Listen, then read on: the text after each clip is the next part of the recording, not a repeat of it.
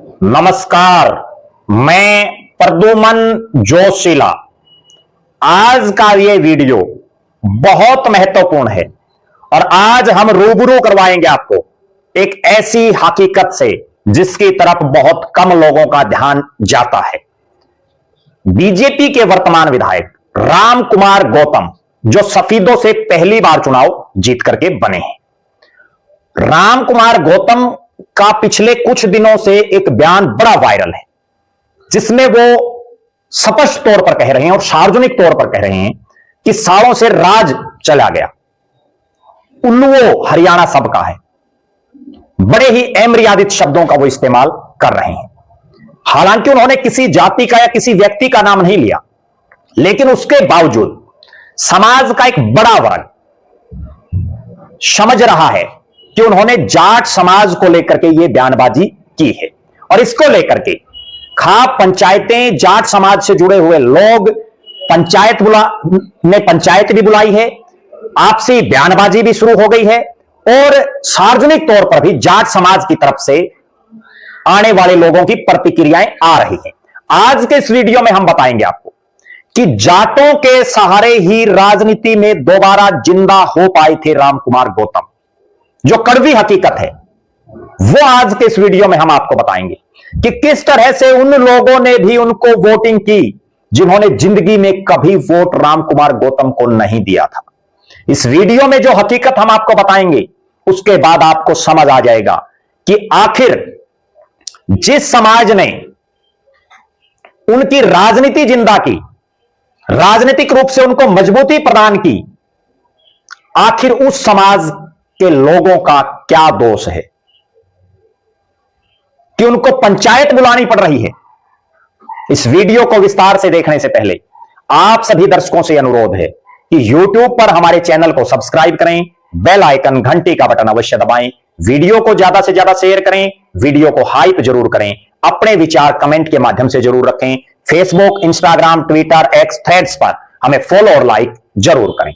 जो दर्शक निष्पक्ष, निर्भीक और स्वतंत्र पत्रकारिता में विश्वास रखते हैं वो हमें निरंतर आर्थिक सहयोग जरूर करें। उसके लिए आप हमारे मोबाइल नंबर 94 166 74 472 94 166 74472 पर गूगल पे या फोन पे जरूर करें। राम कुमार गौतम ने अपने राजनीतिक जीवन में बहुत चुनाव लड़े, ज्यादातर बार वो हारे। 2005 में अपने राजनीतिक जीवन में पहली बार वो विधायक बने भारतीय जनता पार्टी की टिकट पर हल्का नारनौल से। 2005 में वो विधायक बन गए। बीजेपी के दो ही विधायक बने, एक नरेश मलिक हसनगढ़ से और राम कुमार गौतम नारनौल से। राम कुमार गौतम को विधायक दल का नेता बना दिया गया। चौधरी भूपेंद्र सिंह हुड्डा हरियाणा के मुख्यमंत्री बने। बीजेपी में होते हुए राम कुमार गौतम उस समय भी भूपेंद्र सिंह हुड्डा के अक्सर कसीदे पढ़ते रहते थे। विधानसभा चुनाव से पहले बीजेपी को छोड़ करके वो कांग्रेस में चले गए। 2009 में कांग्रेस की टिकट पर चुनाव लड़ा।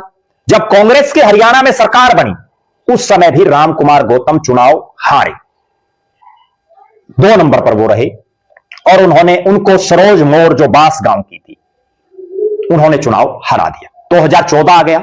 2014 आते आते राम कुमार गौतम की यह हालात बन गई कि उनको निर्दलीय चुनाव लड़ना पड़ा और निर्दलीय चुनाव जब उन्होंने लड़ा तो तीसरे स्थान पर रहे। आप अंदाजा लगाइए, जो शख्स निर्दलीय चुनाव लड़के तीसरे स्थान पर रहे, राजनीतिक तौर पर पूरी तरह से टूट चुके थे। लगातार 2 चुनाव हारना विधायक बनने के बाद, उससे पहले तो हारे, लेकिन जो शख्स विधायक बन जाए और विधायक बनने के बाद राम कुमार गौतम ने इस तरह के दावे भी उस दौरान किए कि उन्होंने बहुत काम कराए, बहुत काम करवाए उन्होंने हल्के में, और उसके बाद लगातार 2 चुनाव हारना और 2014 में तो तीसरे स्थान पर रहना अपने आप में यह दर्शाता है कि विधायक बनने के बाद उनका कैसा रुतबा रहा। इसके बाद चुनाव आता है 2019 का। 2019 का चुनाव से पहले राम कुमार गौतम राजनीतिक तौर पर शून्यता की तरफ बढ़ रहे थे और राष्ट्रीय पार्टियों को छोड़ करके उनको एक नई नवेली बनी पार्टी में जाना पड़ा और उस चौधरी देवीलाल के परिवार की पार्टी में जाना पड़ा जिनसे उनके कभी राजनीतिक तौर पर विचार नहीं मिले। राम कुमार गौतम जेजेपी में शामिल हो गए और जेजेपी ने उनको उस समय पार्टी के बहुत बड़े नेता, जो अब इंडियन नेशनल लोकदल के राष्ट्रीय संगठन सचिव हैं, उमेद सिंह लोहान की टिकट काट करके, उमेद सिंह लोहान को दरकिनार करके राम कुमार गौतम को टिकट दी। और जब राम कुमार गौतम को टिकट मिली तो राम कुमार गौतम को बंपर वोटिंग हुई। और उस बंपर वोटिंग में ना केवल उनके जो पुराने जो वोट थे वो आए, बल्कि उसके अलावा बहुत बड़े स्तर पर ऐसे लोगों ने उनको वोट डाले जिन्होंने जिंदगी भर कभी उनको वोट नहीं दिया। और इस चुनाव में एक ऐसा रिकॉर्ड बना कि अपने पूरे राजनीतिक जीवन में सबसे ज्यादा वोट राम कुमार गौतम को 2019 में मिले। किसकी बदौलत? चौधरी देवीलाल से जुड़े हुए जो लोग हैं उनकी बदौलत, जाट समाज की बदौलत लगभग 74,000 के आसपास वोट उनको मिले। और उस समय बड़े पावरफुल मंत्री कैप्टन अभिमन्यु चुनाव हारे। कैप्टन अभिमन्यु भी जाट समाज से हैं, लेकिन जाट समाज ने चौधरी देवीलाल का चेहरा देख करके, दुष्यंत चौटाला का चेहरा देख करके, अजय सिंह चौटाला का चेहरा देख करके राम कुमार गौतम को बंपर वोटिंग की। वरना जो शख्स 2014 के चुनाव में 35,000 के आसपास रहे और वो अगले चुनाव में डबल से भी ज्यादा क्रॉस कर जाए, तो उसके पीछे यह स्पष्ट है कि जाट समाज ने बंपर वोटिंग करके राजनीतिक तौर पर दोबारा जिंदा कर दिया राम कुमार गौतम को। राम कुमार गौतम को जिताने के लिए दुष्यंत चौटाला हो, जेजेपी के दूसरे नेता हों, उन्होंने खूब भरसक मेहनत करके जिताने का काम उनको किया। लेकिन जो ही राम कुमार गौतम की राजनीति को जिंदा करने का काम जाट समाज ने किया, कुछ ही समय बाद जब उनको मंत्री नहीं बनाया गया, चुनाव जीत गए वो, उसके बाद वो फिर पलटी मार गई। और जिस दुष्यंत चौटाला ने उनको जिताया, उन्हीं को खोपर की संख्या उन्होंने दे दी। उनको कहा कि सारा माल जीमेंगे, इस तरह की वर्डिंग उन्होंने यूज की। और उसके बाद हालात ये बनी कि भले ही जेजेपी में वो रहे, लेकिन वो मुखर होकर के रहे, लगातार बयानबाजी करते रहे। मंत्री ना बनने की पीड़ा उनके शब्दों में बाहर निकल करके आई। यह बड़ी कड़वी सच्चाई है कि अगर 2019 के चुनाव में जेजेपी उनको टिकट ना देती, दुष्यंत चौटाला की पार्टी उनको अपना प्रत्याशी ना बनाती, तो ना तो जाट समाज बंपर वोटिंग जो पहली बार पूरे जीवन में उन्होंने की, वो राम कुमार गौतम के पक्ष में ना करता। और अगर जाट समाज बंपर वोटिंग ना करता, तो राम कुमार गौतम विधायक भी नहीं बनता और उनकी हार की हैट्रिक लग जाती। क्योंकि पीछे 2 चुनाव उन्होंने लड़के देख लिए, एक कांग्रेस से जो सत्ता में भी आई उस चुनाव में, एक निर्दलीय लड़के देखा, लेकिन पार पड़ी जाटों के सहारे से। लेकिन अब जिस तरह की बयानबाजी उनकी हो रही है, वो अपने आप में दर्शा रही है कि वो किस हिसाब किताब की राजनीति कर रहे हैं। उसके बाद उन्होंने सफीदों से चुनाव लड़ा बीजेपी की टिकट पर, लेकिन तब भी वो ये 73,000 का आंकड़ा नहीं छू भी नहीं पाए। पार करना तो बहुत दूर की बात है। और वो भी तब जब उनको बीजेपी की टिकट मिली और बीजेपी तीसरी बार 48 विधायक, सबसे ज्यादा, लेकर के सरकार बनाने में कामयाब रही। कुल मिलाकर के यह कहा जा सकता है कि अगर जाट समाज ने 2019 के चुनाव में चौधरी देवीलाल का चेहरा देख करके राम कुमार गौतम को वोट ना दिए होते, तो राम कुमार गौतम राजनीतिक रूप से शून्यता की तरफ चले जाते।